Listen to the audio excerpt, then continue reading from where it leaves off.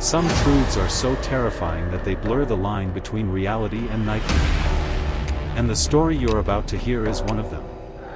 It has no hero, no savior, no miracle that arrives at the last second. Instead, it carries the silent screams of a daughter, the shattering of a father's soul, and the cold indifference of a society that looked away when it mattered most. It is the story of men who boast about strength yet tremble at the sight of a woman's independence. It is the story of Noor, and the final, heartbreaking day of her life, the day she ran toward the gate, begging for rescue, her voice trembling as she cried, "Please let me go, he's going to kill me." But the world around her remained still, silent, and merciless. The gate stayed shut. And destiny, for reasons we may never understand, stood on the other side, unmoved. Noor Mukadam was not just a daughter, she was the light of her home, a soft-spoken, gentle-hearted girl whose smile could warm even the coldest room. Her father, former Ambassador Mukadam, wept tears of joy the day she was born, a tiny miracle in his arms. As she grew, her kindness grew with her. Her presence calmed storms.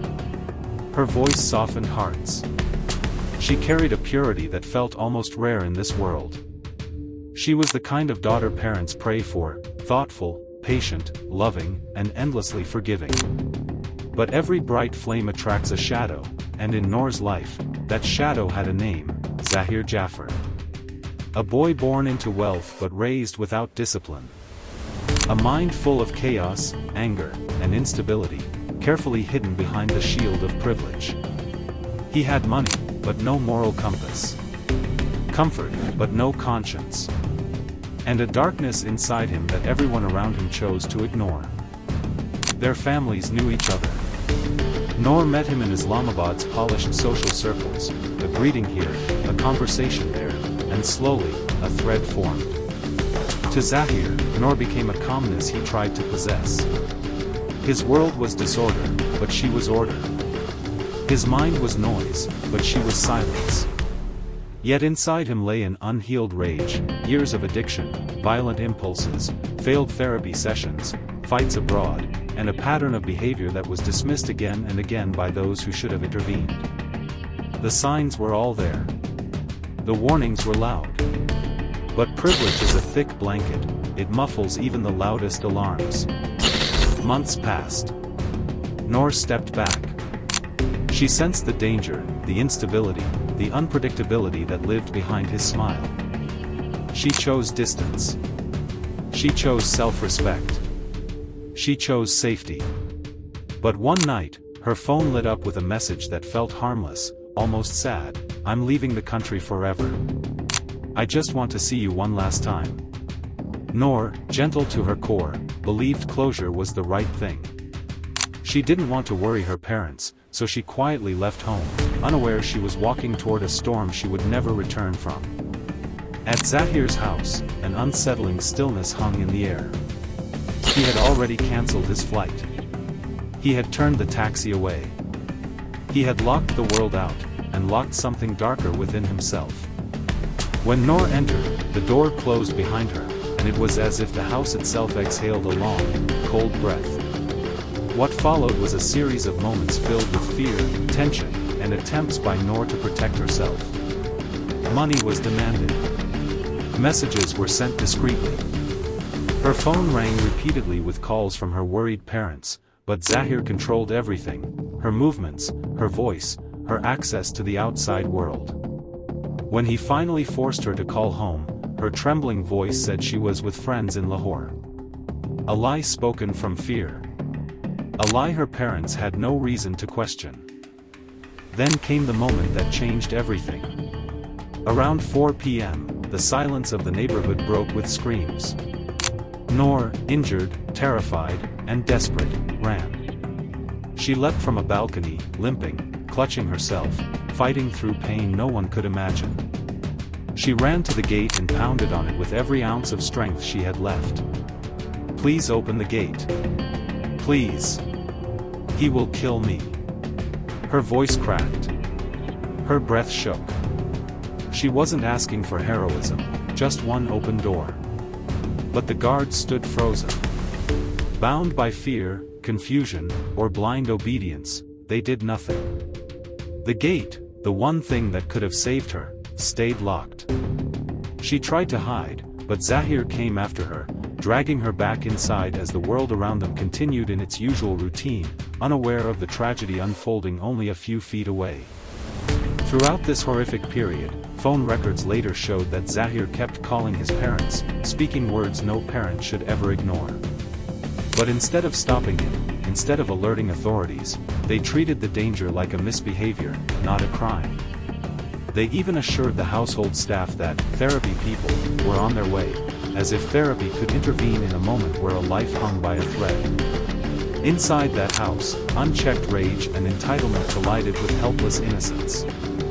By the time the police arrived, fate had already taken Noor far from the world she loved. At the station, when Noor Mukadam was summoned, his walk was heavy, as if his soul already sensed the storm waiting for him. And when he finally saw what remained of his daughter, his scream tore through the police station, a sound so raw it felt like the walls themselves shivered. "My daughter, my Noor, my child," that cry was not just grief, it was the breaking of a father's heart, a wound deep enough to echo through generations. The trial that followed became its own battlefield. Zahir arrived pretending to be mentally unstable, using stretchers and wheelchairs, hoping to manipulate the system that had always protected him. But the judge, seeing him privately, exposed the act. He was declared mentally fit, and a double death sentence was announced, along with strict punishments for those who failed to open the gate. Yet, like most stories involving privilege, justice has been slow, tangled in procedures, diplomacy, and delays. And once again, society responded with the same old phrase, "Protect your daughters. Watch them closely." But no one said, "Watch your sons." No one taught them accountability, empathy, or respect. A daughter's life was taken. A father's soul was shattered. A mother's world was emptied. And still, society keeps repeating, "Guard your girls." But the truth is simple, painful, and urgent. We don't need to hide our daughters, we need to raise our sons. In the end, Noor's story is not just the story of one girl. It is the story of every daughter who steps outside her home with trust in her heart. It is the story of every father who believes his love alone can protect his child. It is the story of every society that refuses to confront its own darkness. Noor's voice may have been silenced, but her story continues to echo, through courtrooms, through living rooms, through every mother's warning and every daughter's fear. We often tell girls where to go, how to behave, when to return home. We build cages around them and call it protection. But Noor's tragedy forces us to ask a question we have avoided for too long. Why do we teach girls to shrink, instead of teaching boys to grow?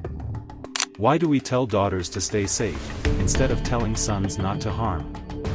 Noor's last moments were filled with a fight for life, but her legacy fights for something larger, a world where daughters can breathe freely, walk freely, live freely. As we close Noor's chapter, the silence she left behind becomes our responsibility to break. Her story must not fade into the noise of forgotten headlines. It must become a warning, a lesson, a mirror we are brave enough to look into. Because Noor deserved better. Every daughter deserves better.